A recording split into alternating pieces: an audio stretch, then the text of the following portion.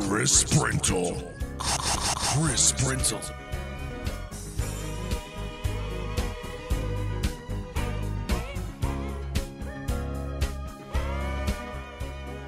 News Talk 1270 KIML. Don Carpenter Show. Welcome back, 6:30. Chris Brintle joining us. Probably for the only time until the Tuesday morning quarterbacks hour, which is a shame because I had a lot I wanted to kind of run past you.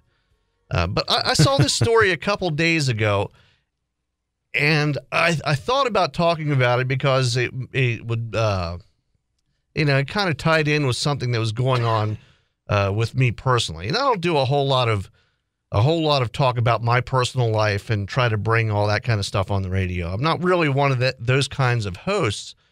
But you see the story with this mail carrier in Philadelphia. He was stockpiling mail. He was picking up the mail every morning, then going home. And he didn't deliver 22,000 pieces of mail. That's weird. Well, it's almost like the Seinfeld episode. Yeah, it is. And funny thing is, the article that I have has a picture of Newman from Seinfeld. But this is one of these things I really don't like to drag stuff that's going on with me into this. But I'll just give you a little bit of a personal anecdote. We'll say, how many different places have you lived? 5, 6, maybe. In different states. What states have you lived in? Kansas, Missouri, Oklahoma, New York, Wyoming. Oh, okay. So you've been around quite a bit then too. Let's see. I've lived in Pennsylvania, Maryland, Delaware, New Jersey, Florida, Wyoming. So I've moved around a bit too. And I can say this, and this is just my personal experience, but I've never seen mail service so terrible until I moved here. Oh, have you ever had any problem with mail? No. Really? I don't get a whole lot of stuff, so. Well, I'll just give you a warning right now. If anybody's going to send you anything of value, don't send it through the post office. and okay, I'll just give you a little bit of an example of the problems that we've been having at home. My lady friend, we'll just say, she was expecting 3 Christmas cards at Christmas time. Now they had money in them because that's what people do at Christmas time. They send money. All 3 disappeared, never arrived. And clearly stolen. They disappeared somewhere between Texas and Oklahoma and here. I'm not going to say they were stolen, but they disappeared. They never reached us. They might have been stolen. That's all I'm saying. Yeah. Well, it could be like a Newman situation where somebody's just sitting on a pile of mail. I believe that's called mail fraud, by the way, if you steal. Yeah. Okay, so I thought, well, that's weird. And then I don't get a card from my dad. It didn't have money in it, but it had pictures. This was also at Christmas time. So I tell my dad, you mind sending the pictures again? We never got them. He sends the pictures. He registers it. Sends it registered mail with the tracking number and everything. It takes 11 days to get here from Pennsylvania. 11 days? I could walk to Pennsylvania in 11 days. The package sat in the Denver sorting center for 4 of those days. It took 7 days to get to Denver.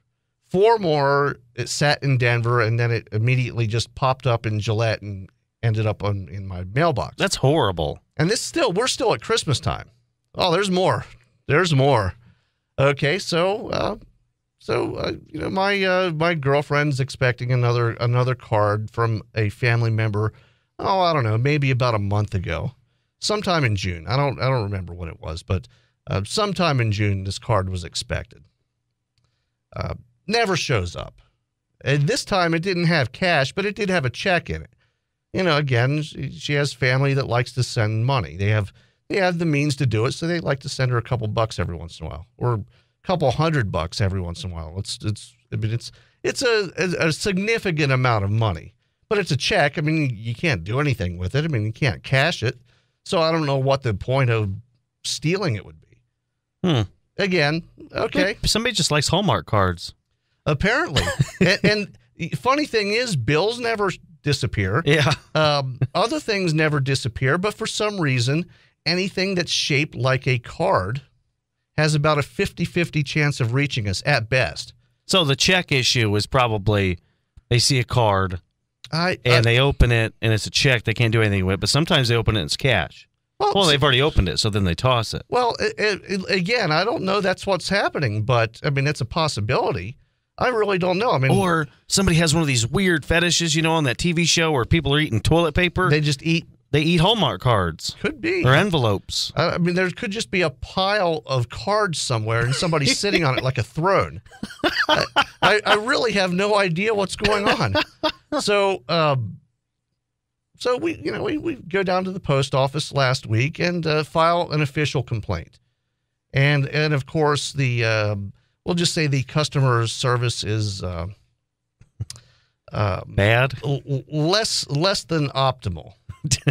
If I were to do one of those surveys where you have to rate it on a scale from 1 to 5 stars, it would be at the lower end. I'm not going to say 1 star. Would you even? Yeah, I was going to ask. Would you even give it a 2? Well, knowing what I know now, I'd give them a 5. Oh, because now they're punishing us for complaining. We're being punished for complaining now. Anything that is not 100% perfectly addressed, they're holding. Even though they know who we are, they know our names, they know where we live. There's no one else anywhere near that has the same names as us. Huh. Yet, if there's a one number off, if there's comma's not in the right place, it's being held. Now, how do you know that? They told you this? Oh yeah, because I was expecting another package yesterday, and and I have tracking numbers on everything now. Anything that I get, I make sure it has a tracking number. And I get text messages. I signed up for automatic text messages, and I get the text message, undeliverable. Which undeliverable. I didn't even know that was which brings me possible. Which brings me to the other problem that I've had with the mail service in this town. They have a bad habit of just leaving those little pink slips saying that no one was home, even though you know what time I go home. I leave here at 11:30 every day. Like clockwork. My day of work is over at 11:30. I mean, I'm here at 4 o'clock in the morning. I put my 8 hours in. I'm done before noon. I'm home before noon. No lunch typically. Yeah, no, I eat lunch at home. I mean, right. Yeah, I eat before I come in, and then I have lunch at home. Yet somehow, even though the mail runs at about 1:30 or 2 o'clock, quote unquote, no one is home when they try to attempt delivery. I'm sitting by the door, looking out the window, watching the carrier put mail in the mailbox, and I still get the pink slip that no one's home. So, gosh. Same thing happens yesterday. The claim was because the apartment number wasn't on. Even though they know who we are, they're watching our mail to make sure we get it. So there's absolutely no way that we're not being punished for complaining. That's horrible. And we're probably going to get punished even more now. Now, yeah. Here's the thing. If you go to the Postal Service's website, you can't complain about bad customer service. You can only complain about crimes. And I don't think there's a crime going on here. I think it's just bad customer service and rude staff. Which, if you're a Postal Service employee, you know your job's safe. I mean, this guy in Philadelphia didn't deliver 22,000 pieces of mail. We'll go back to this story now. 22,000 pieces of mail. He didn't even get arrested. No. Just got fired. I'm surprised he got fired. Yeah. He'd been working with the Postal Service since 1987. That's a long time. Jeez. It's about when I've been alive. And, 26 years. 27 years, actually. Let's see here. Actually, no. He was finally charged with a crime. So he did. Okay, good. He did get arrested. A misdemeanor with a maximum sentence of 6 months in jail. Why are you hoarding mail? Which means, which means he won't get anything. Because I mean, if the maximum sentence is 6 months in jail, that's like a reckless driving ticket. Yeah. So he'll get a $200 fine. Meanwhile, thousands of people didn't get their mail for a long time, and they didn't get their mail. He was probably just lazy. He probably wasn't even stealing mail. He probably went to the post office, grabbed his mail in the bags, and just threw it in the back, and then took it home, threw it in the garage, sat at home watching Jerry Springer and drinking beer, and then he goes back and punches out at 4 o'clock, and his day is over. That's probably this guy in Philadelphia. That's probably all he was doing. I doubt he had any ill intent. I doubt he was stealing anything. Maybe. But he was just lazy. That's probably is the case. But even so, what if somebody didn't get a couple of their bills, and now they're at a collection agency because of this? Well, and here's what I'm wondering. Is it possible for FedEx or UPS or one of the other DHL to legally get into the first-class mail business? Well, I wish they they can't, but I wish they could. This is I never waste an opportunity to bash the government. Yeah. But this is a really good opportunity too, because the mail service shows how inefficient government is, and also how customer service doesn't matter because there's no competition. Yeah, well, that's basically what healthcare is going to turn into. So yeah, the mail service, not a huge deal. But at the same time, if you allow that kind of thing going on with other businesses, like, say, healthcare, it's going to be the same exact thing. Well, there's no competition. What other business can a disgruntled customer come into your business and you call them a liar, you call them incompetent, and you tell them it's their fault that you're not delivering their product? Right. What other business could do that? They couldn't. I mean, could you walk into a UPS store or a FedEx store and have that kind of response? No, because I mean, you just go somewhere else. I mean, if FedEx did that to me, I'd go to UPS. If UPS did that to me, I'd go to FedEx.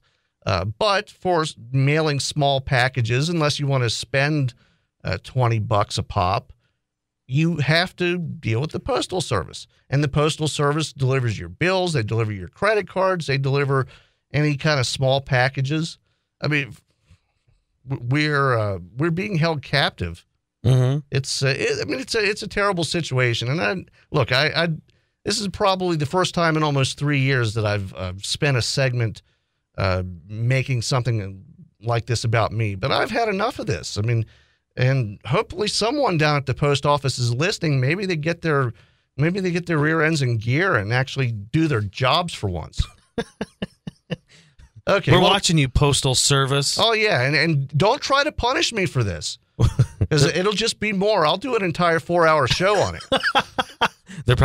We're watching them, but they're probably watching us. Watch them. It's a whole thing. Well, I'm watching them, watching us, watching them. I'm usually into that kind of stuff, but not with the Postal Service. No, you don't want to, trust me. Okay, what do we have going on in sports? We have a KIML football. We talk quarterbacks leading into camp. Okay, sounds good. We'll actually probably won't see you again until 9. Oh. News Talk 1270 KIML. For interviews, host blogs, and more.